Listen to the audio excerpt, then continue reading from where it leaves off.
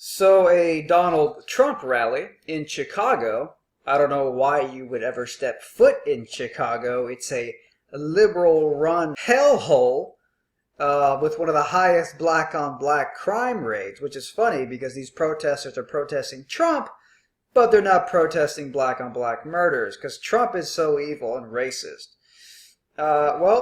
Trump had to cancel the event.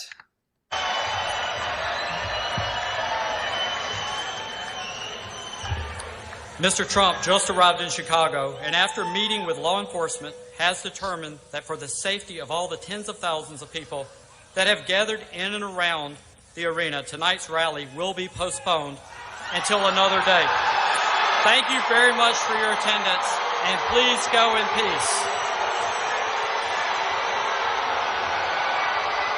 So the first thing you'll notice is that the crowd erupts in cheers. Well, that's because a large portion of the crowd are hecklers and protesters who showed up to disrupt the event, which has been a common trend at Trump rallies now for months and months and months and months. Protesters show up to purposely look for trouble, purposely cause chaos, and then when people kick them out of the event for heckling the event, they go on the fucking media and they act like the victim. Oh, the evil racist Trump supporters beat us up. You're a bunch of fucking hecklers looking for trouble. In fact, it's your dream come true for Trump people to kick you out of a fucking rally because that's the narrative you want to perpetuate. That Trump is just an evil Nazi, Hitlerian racist. So here's what's really fascinating. What you'll notice in a moment is that the anti-Trump people are literally celebrating in this crowd at a Trump rally. Celebrating, openly celebrating. And I have a very interesting point to make about that. Watch. The audio goes out in the video here, by the way. So you'll notice right here, there's people jumping up and cheering. Okay? Look at a whole group of people jumping up and cheering right here. Now, if you just heard the Trump rally was canceled, you're not celebrating. The people celebrating here are anti-Trump hecklers. And let's keep watching for a moment. Look at them. Just having a blast. I mean, so here's the funny thing. So they claim, the people who hate Trump, they claim that Trump is a racist. They claim that Trump is Hitler. They claim that Trump and his supporters are a bunch of racist, evil bullies going around being violent for no reason because they just like to pick on the innocent little victims. But these people don't look scared. You'd think if you were at a Trump rally, surrounded by a bunch of evil, racist white people who are just looking for an excuse to beat up innocent minorities, you think these people wouldn't be happy and celebrating and partying? Who is the true victim here, and who is the true aggressor? Because it's funny, when Black Lives Matter borderline assaulted Bernie Sanders, they accused Bernie fucking Sanders of being the aggressor, and these two Black Lives Matter protesters said they were the victims. Meanwhile, Bernie Sanders is this well-meaning little innocent nice guy who fucking protested against segregation, got arrested during the civil rights movement for fighting for black rights in America. They're saying that Bernie is part of the problem, part of the aggressor system. So who do you really think is the bully and who do you really think is the aggressor here?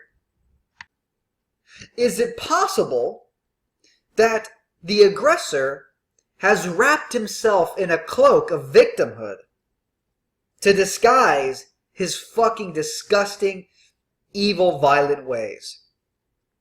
So if Trump is so evil and these rallies are so dangerous and everything is so just oppressive and tyrannical, why are you guys literally having a party? Alright, smiling and celebrating like there isn't a care in the world. You know, it reminds me of these Black Lives Matter. You go on Twitter right now, Black Lives Matter, they're all celebrating, they're all fucking so happy right now because it was a big win for Chicago. But if white supremacy is so bad and oppressive and evil, then how did you just get a victory? That's the thing.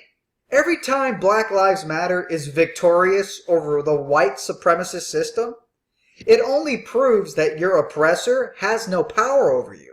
It only proves that you're just a victim of your own victim mentality. You're making up enemies and oppressors where none exist. And this is a prime fucking example. These people are literally jumping around celebrating in the middle of the hornet's nest of a Trump rally. And they're not getting beat up. Nothing bad is happening to these people. In fact, the average white person isn't going to dare touch a minority because they know what would happen. They would be called racist. They would be attacked by the mainstream media.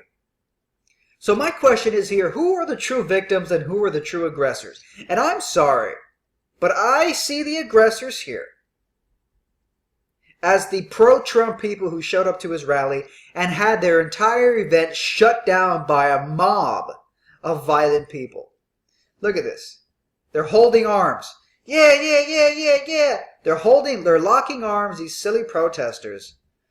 And they're going around, half of them are smiling. It's a big fucking party. But they know that the odds of anything bad happening to them at a Trump rally are slim. Alright? Very fucking slim. And it's only after you've pushed the limit so much that eventually somebody has to forcefully remove you. Because how long are you going to be allowed to just sit there and fucking heckle an event? And finally, if you're a pro-Trump person and you kick the protesters out, the media calls you a racist. They say you're violent. In other words, defending yourself against fucking hecklers is racism, is evil. So it's sickening. And I don't know why Trump wanted to go to Chicago, a fucking literal hellhole that has been run by liberal politicians for fucking decades now. So absolutely ridiculous, absolutely racist, racist minorities. I am technically a minority. I'm a second-generation Cuban immigrant. So I could wrap myself in the victimhood label in order to absolve myself of any personal responsibility, as these professional victims like to do. But I'm not going to do that because I'm not a weak boy. But it is sickening to see minorities playing the victims when they're the fucking aggressors.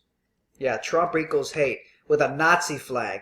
Yeah, I think if you were actually in Nazi Germany, you would get sent off to a concentration camp, you fucking children. This ain't Nazi Germany. That's a false analogy you're fucking making to justify unjustified hatred and violence towards Trump and Trump supporters. Fucking ridiculous. Today's video was brought to you by Dollar Beard Club.